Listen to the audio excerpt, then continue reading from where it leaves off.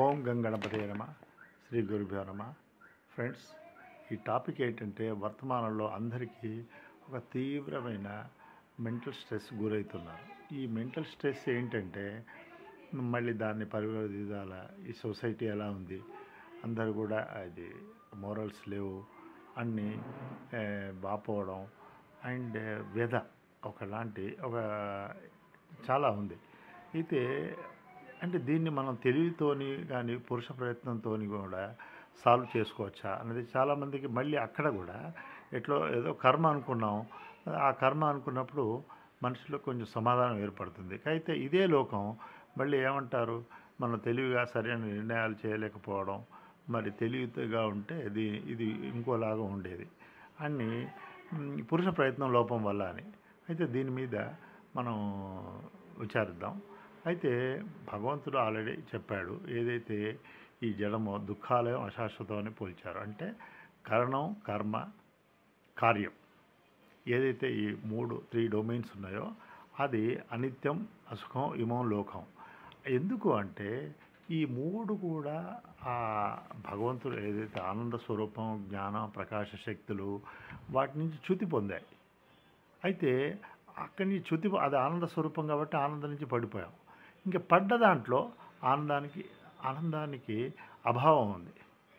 అయితే ఎట్లా ఉంది అట్లా చూస్తే ఇప్పుడు ఇప్పుడు జ్ఞాన ప్రకాశ శక్తిలో 3 స్థాయిల్లో జ్ఞానం నేను అంటూ ఉంది. అయితే ఈ నేను అనేది ఆనంద స్వరూపమే, ఎందుకంటే జ్ఞానం డైరెక్ట్గా. అదే మనకు ఆవరణ దోషం ఉంది, కానీ సుషుప్తిలో ఈ నేను సుఖం అనుభవిస్తుంది, కాకపోతే ఆవరణ ఉంది.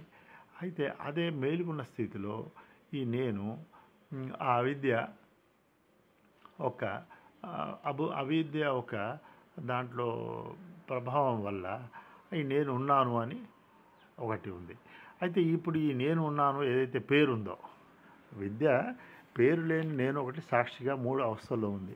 అయితే నేను ఉన్నాను అని ఏదైతే ముందుకు వచ్చిందో ఇది దీనికి పేరు. అయితే ఈ పేరు ఉన్నది ఆల్రెడీ ఆ ఆనందం నుంచి విడిపడిపోయింది. ఇప్పుడు ఇది ఆనందం వెతుక్కుంటుంది.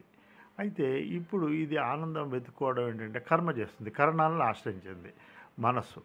మనసులో ప్యూరిటీ, శుద్ధత్వం ఉంటే కొంచెం ప్రతిబింబిస్తుంది.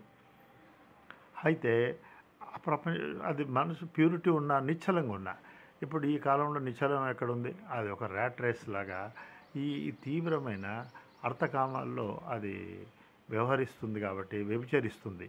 అయితే ఇప్పుడు దీనికి ఎట్లా అంటే భగవద్గీతలో కూడా ఉంది, గాలిలో ఉన్న దీపం అలాగే ఎట్లాగో ఒక షేక్ అవుతుంటుంది. అట్లాగే ఈ నేనున్నాను కూడా అలాగే ఆ ఫోర్స్ వల్ల అది కూడా టోటల్లీ ఈ షేకింగ్కి గురవుతుంది. అయితే దానివల్ల ఏమవుతుంది, అయితే అది ఆ కర్ణ సంబంధించిన గుణాలతోని తాదాప్యం చెందింది కాబట్టి ఆ కర్మ అనుభవిస్తుంది. నిజంగా దుఃఖం కంటే పరమ దుఃఖం అయిపోయింది, దుఃఖం ఎట్లాగూ లేదు. అట్లాగే ఈ భావాల్లో అయినా కొంచెం రిఫ్లెక్ట్ అవుతుంది, ప్రతిబింబిస్తుంది. స్థూల ఆబ్జెక్ట్స్లో ఏమీ లేదు, స్థూల జడం.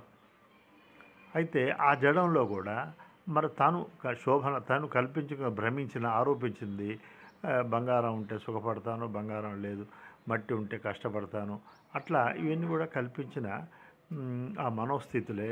ఈ మనోస్థితుల వల్ల ఇవి ఉన్నాయి లేవు, ఈ వ్యభిచరించడం వల్ల వ్యధ ఎక్కువైంది. అయితే ఇంకొకటి ఏంటంటే అందరూ ఇట్లా ఎందుకు ఉన్నారు, ఇది ఒకటి ప్రాబ్లం. ఈ ప్రాబ్లం ఏంటంటే ఈ సృష్టిలో ప్రతి ఒక్కరికి కూడా ఎవరి వాళ్ళ ప్రారంభం.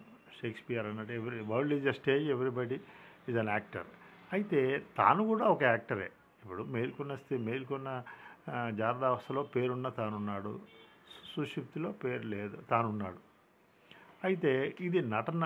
ఆ సూత్రధారిని వెంట ఉంచుకున్న పాత్రధారి ఉంటే కంప్లైంట్ ఉండదు. ఇప్పుడు తన పట్ల ప్రొజెక్షన్స్, ఆక్షేపణ అండ్ సృష్టి అంటే తన సంబంధికులు వీళ్ళందరూ కోస్టార్లు, సహనటీనటులు. అయితే ఎవరు వాళ్ళ పాత్ర వాళ్ళు పోషిస్తున్నారు. ఇప్పుడు దాని మీద టూ మచ్ R&D చేసి మనశ్శాంతి పోగొట్టడం తప్ప ఎవరి వాళ్ళ పాత్రలు ఉన్నాయి. ఆ సంయోగాలు పాత్రలతో ఏంటంటే కర్మఫలాలు. ఇది లేనిదే మనిషికి కష్టమవుతుంది. దీనివల్లనే ఈ శారీరకంగా స్ట్రెసెస్ ఎక్కువయ్యి జబ్బులు అనే రకంగా శారీరకంగా మానసికంగా జబ్బులు ఎవరి వాళ్ళు ఎట్లుంటారో అట్లాగే ఉంటారు, దానికి భిన్నంగా ఉండలేరు. చింతపండు పులుపు ఉంది ఏమండి, ఆ చింతపండు పులుపే ఉంటుంది. అయితే వస్తు గుణంలాగా ఒక ఒక డాగ్ ఉంది, డాగ్ లాగానే ఉంటుంది. అట్లాగే ఈ యాటిట్యూడ్స్ అనేవి ఇక్కడ శరీరాలన్నీ ఒకటే ఉన్నాయి, కానీ మనసు అనే సటిల్ బాడీ, ఆ చిప్ ఉంది, మైక్రో చిప్, సటిల్ బాడీ. ఆ చిప్పు ఎట్లా ఎట్లాగైతే చిప్లో ప్రోగ్రామ్ బట్టి అది నడుస్తుంది. ఒక కంప్యూటర్ సిస్టమ్ ఉంది, ఒక ప్రోగ్రామ్ చేశారు, ఆ ప్రోగ్రామ్ ఎగ్జిక్యూట్ అవుతుంది. అందుకోసమే ప్రకృతి యాంతిని భూతాన్ని నిగ్రహం కింకరిస్తుంది. ఎవ్వరు కూడా ఎట్లా ఉండాలో అట్లాగే ఉంటున్నారు. అయితే దీని నుంచి విడిపడడం తప్ప, వెనుకకు మరలడం తప్ప అన్నిదా ఆప్షన్స్ లేదు. ఎందుకంటే దీని గురించి మనం R&D చేసిన కొద్దీ ఇంకెక్కువ అవస్థ అవుతుంది. ఇప్పుడు మనం డ్రైవింగ్ చేస్తున్నాం, ఈ డ్రైవింగ్ చేస్తున్నప్పుడు అందరూ అదర్ ట్రాఫిక్ గురించి బ్లేమ్ చేస్తే మనకేం రాదు అండ్ వ్యధ ఎక్కువవుతుంది. అయితే ఒక క్రికెటర్ ఉన్నాడు, ఆ బౌలర్స్ను మనం ఎప్పుడు జడ్జ్ చేస్తూ బౌలర్స్ ఇలా ఉండకూడదు అలా ఉండాలి, ఏదైనా తను ఒక ఆర్ట్ నేర్చుకున్నప్పుడు అప్పుడు దాని నుంచి రక్షింపబడతాడు. కానీ ప్రపంచం ఇలా ఉండాలి, ప్రపంచం ఇలా ఉండకూడదు, ఈ వ్యధతోని ప్రపంచం, ఎందుకంటే కబీర్దాస్ మహాత్ములు అన్నాడు, ఈ ప్రపంచం అంతా కూడా రివర్స్ ఉంది. ఏది ఎక్కడ లేదో, ఏదైతే నడుస్తుందో చల్తీకు గడి అంటే ఏదైతే ఫిక్స్డ్ ఉందో గాడి అన్నారు, గాడి అన్నారు. అది యాక్చువల్గా ఘడి అంటే ఫిష్.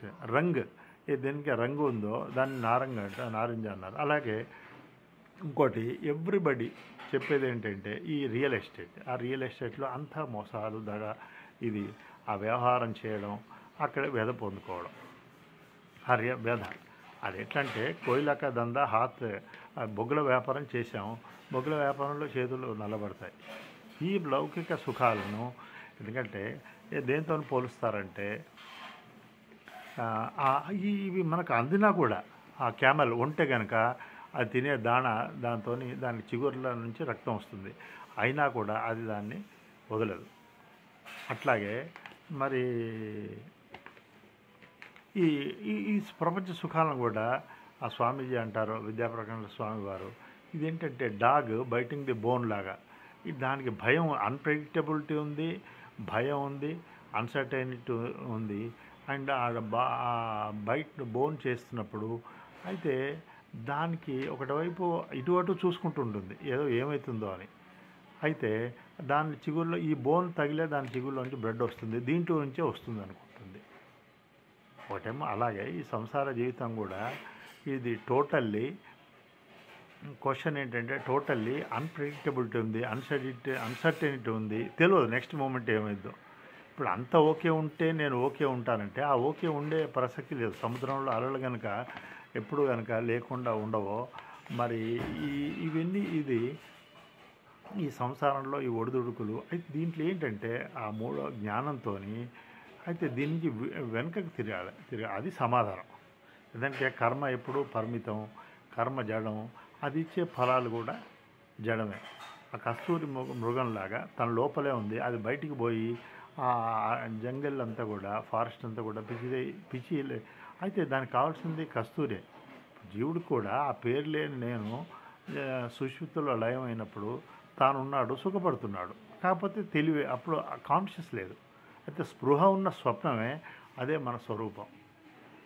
అయితే ఇప్పుడు కానీ ఎట్లాంటి వ్యధ తను ఒకలాంటి కల్పించుకున్నాడంటే, ఇప్పుడు దీంట్లో నటిస్తే పాత్ర పోషిస్తే తప్పలేదు, కానీ పాత్రలో జీవించడం, సహనటులు ఇలా ఉండాలి అలా ఉండకూడదు, ఇది ఇంకా ఎక్కువ పొండు మీద కారం జల్లినట్టు. తనక కర్మ ఉంది, తన ప్రవృత్తులు ప్రతి ఒక్కళ్ళ జీవికి ఏంటంటే ప్రవృత్తులు ఉన్నాయి ఒక కోట, అండ్ కర్మఫలాలు ఉన్నాయి, ఇవి అందరికీ కూడా వర్తిస్తాయి. ఇప్పుడు మనం ఈ జడ్జిమెంట్ అయ్యి రియాక్ట్ కావడం వల్ల ఏంటంటే ఉన్న మనశ్శాంతి కూడా పోయింది. ఇప్పుడు నిజంగా చూస్తే అన్ని ప్రాణులకు ఎంతో ఉంది, ఒక మనిషికే నిజంగా లేదా అనిపిస్తుంది. అండ్ దీంతో సొసైటీ కూడా ఇవేవో దీన్ని నియతి అంటారు. ఎందుకంటే అందరూ కూడా వాళ్ళ కర్మ చేతిలో ఉన్నారు. నియతి ఏంటంటే మనం దీనికి మళ్ళీ ఆపాదించి ఆ పుండం మీద దాన్ని స్క్రాచ్ చేసినట్టు నీ తెలివి తక్కువతో నీది అవుతుంది, ఆయన పురుష ప్రయత్నం లోపించింది. యాక్చువల్గా తెలివి ఇచ్చాడు, తెలివితోని తాను తెలుసుకున్నది కాదు అని క్షేత్రజ్ఞ విభాగం అట్లాంటి వివేకం చేయాలి తెలివితోని. కాకపోతే ఈ తెలివిని పట్టుకొని ఇంకేదో దాన్ని సాధిద్దాం, ఎందుకంటే అవన్నీ కూడా నియమాలతోని కూడుకొని ఉన్నాయి. అలాగే పురుష ప్రయత్నం అంటే అయితే పురుష అంటేనే ఆ భగవతత్వం. పూర్వ ఇది సర్వం ఇది పురుష, పురుషేనాత్ ఇది పురుష, అయితే పూర్ణత్వాత్ ఇది పురుష. అలాగే పురుష శబ్దానికి పురుష సూక్తంలో మరి భగవద్గీతలో పురుష అంటే ఆ భగవతత్వం, జ్ఞాన ప్రకాశ తత్వం.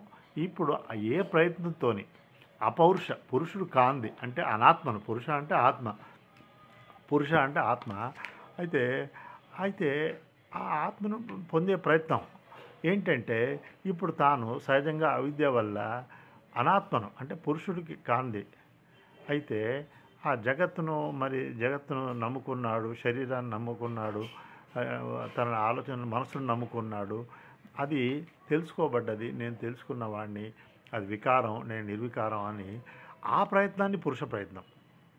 కానీ అర్థకామాల్లో సక్సెస్ కావడం కాదు. ఇప్పుడు ఏంటంటే ప్రపంచికంగా అర్థకామాల్లో సక్సెస్ కావడం దాన్ని తోసిపుచ్చారు, ఎందుకంటే అది అనిత్యం కాబట్టి. కఠోపనిషత్తు మొత్తం కూడా ఇదే. ఆ నచికేతుడికి ఎన్నో విధంగా ప్రలోభ పెట్టడానికి యమధర్మరాజు. అయితే ఇవన్నీ ఎంత అనుకూలంగా ఉన్నాయి, ఇప్పుడు మనం అనుకుంటున్నాం ఇవి ఓకే నాట్ ఓకే అని, అనుకూలంగా ఉన్నా కూడా అవి అనిత్యం. అందుకే శంకర్ల వారిది ఆ తతక్యం అని ఉంది. ఇప్పుడున్న అన్నీ కూడా దాంట్లో ఉన్నాయి. అయితే ఏంటి అనిత్యం. అందుకోసమే కౌపీనవంత కడు భాగ్యవంత అని అన్నారు. అయితే ఈ కర్మలు పరిమితం, ఈ కర్మలు కూడా నశించిపోయేటివి, అవి తెచ్చే ఫలాలు కూడా నశించిపోయేటివే. అయితే ఈ పురుష ప్రయత్నం అంటే ఏదైతే ప్రయత్నం పురుషుణ్ణి పొందేదో అంటే తన స్వరూపం, ఆ జ్ఞానాన్ని పొందేదో. అంతేగాని పురుష ప్రయత్నం అంటే ప్రకృతి అర్ధకామాల్లో సక్సెస్ కావడం కానే కాదు. అది ఎట్లాగో అర్ధకామంలో పోవడానికి నీళ్లు కిందికి పోతాయి సహజంగానే, పైకి పోవడానికి పంపు కావాలి. అయితే అది చేస్తే అయితే ఈ ప్రపంచం ఎలా అంటే అందరూ కూడా ఆ వినాయకుడు బొడ్డు ఆ స్టోరీ విద్యాప్రకాశ స్వామి వారు చెప్తారు. అయితే లౌకికంగా ఏంటంటే ఇది సుఖరోగంగా ఎవరికి చెప్పుకోలేరు ఎవరు అన్నట్టు, అంటే ఉదాహరణ మాత్రమే. కొంతమంది పిల్లలు ఆడుకుంటున్నారు, ఆ వినాయకుడు బొడ్డులో వేలు పెట్టారు, వేలు పెట్టి కాలి కుట్టింది. అయితే ఏడుస్తే బాగుండదు అని ఒరే ఇక్కడ ఏదో ఉంది అట్లాగే నలుగురు పిల్లలు పెడతారు, నలుగురు కుడుతుంది. ఇప్పుడు నలుగురు కలిసి ఏడుస్తారు. ఒక్కడు ఏడుస్తే ప్రాబ్లం ఏంటంటే బాగోదు, ఇది కాదంటే ఫాల్స్ ప్రెస్టేజ్. అయితే అది కూడా అందుకోసమే లోకంలో కూడా బాగున్నారా ఒక రోగి, ఎందుకంటే దుఃఖాలే అశాశ్వతం అని భగవంతుడు చెప్పాడు. అంటే వీళ్ళ తెలివితోని భగవంతుని కూడా డిఫీట్ చేయాలన్నా దాని నుంచి వెనుకకు మరలాలి. ఆల్ దిస్ థింగ్ ఏంటంటే దాని నుంచి నిబద్ధత్వం అన్నారు.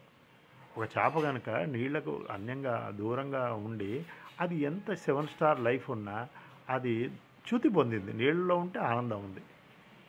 అది చ్యుతి పొందినప్పుడు కర్మ మనసు కొంచెం ఇంప్యూరిటీ ఉన్న వాళ్ళ గురించి చెప్పనే అక్కర్లేదు. కర్మలో అది దోషం ఉన్న వాళ్ళకి కర్మ కూడా మంచి కర్మ చేసినా కూడా కొంచెం మనశ్శాంతి, పీస్ ఆఫ్ మైండ్ వస్తుందేమో, కానీ ఆ ఆనందం స్వరూపంలో ఉండేది రాదు. అయితే ఇంతకు విషయం ఏంటంటే ప్రపంచాన్ని నిందించి, ప్రపంచాన్ని పట్టుకొని, ప్రపంచంలో ఉన్న సొసైటీని నిందిస్తూ ఇది ఎక్కడికి దానికి ఇంకెక్కువగా మనకు తాపానికి కారణమవుతుంది. అయితే దీని నుంచి వివేక వైరాగ్యాలతో ఇది అనిత్యం. సపోజ్ ఇది ఓకే ఉన్నా ఉద్ధరించేది ఏం లేదు, నాకటి ఓకే ఉన్నా ఉద్ధరించేది ఏం లేదు. ఇప్పుడు స్వప్నంలో మనకు ఓకే స్వప్నం అయినా నాట్ ఓకే స్వప్నం అయినా అదొక కళ, అదొక భ్రమించాం.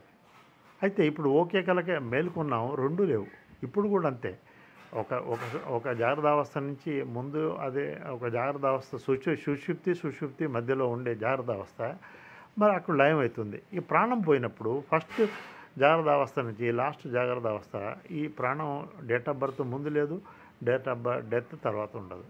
సో ఇది కూడా ఒక స్వప్నమే. అట్లా ఇక్కడ ఓకే నాట్ ఓకే దీని ఉదాసీనంతో ఉండాల ఉంటేనే మనకు ఏదంటే ఆ కైండ్ ఆఫ్ ఉదాసీన దాని నుంచి విడిపడతాం మనం ఆ వ్యధ నుంచి. దానికోసమే భగవద్గీతలో కూడా క్షేత్రజ్ఞ విభాగం అని చెప్పారు, పురుషోత్తమ ప్రాప్తి యోగం అని చెప్పారు. ఎందుకంటే తాను ఈ కరణాలను కర్మలను అండ్ నమ్ముకొని చాలా అదేంటంటే నమ్ముకోవడం కుక్కను పట్టుకొని గోదావరి ఈదినట్టే అంటే ప్రపంచం ఇట్లాగే ఉంటుంది. మేబీ అట్లా ఉన్నది మనం దీని నుంచి తప్పించడానికి ఏమో ఒకలాగా చూస్తే ఇక్కడ అనిత్యంగా ఉంది సుఖం అని నిర్ధారణ చేసుకొని now heal make a resolve. అలా చూసినా సపోజ్ నా ఓకే ఉన్నా కూడా ప్రాణం పోతుంది, డామ్ అన్నీ పోతాయి. అయితే అలా ఓకే అన్నా నాట్ ఓకే ఓకేకి రెండు ఒకటే అట్లా ఓకే అన్నా కూడా ఇవి మనం జారిపోతుంది. అయితే అది ఉండదు, లేకపోతే మనమైనా ఉండం. అయితే ఇప్పుడు ఏంటంటే దాని నుంచి విడిపడ్డాం. ఇదే సమాధానం, ఇదే అమృతత్వం, ఇదే ఓం అసతోమ అసద్గమయ తమసోమ జ్యోతిర్గమయ మృత్యోర్మ అమృతంగమయ. హరి ఓం.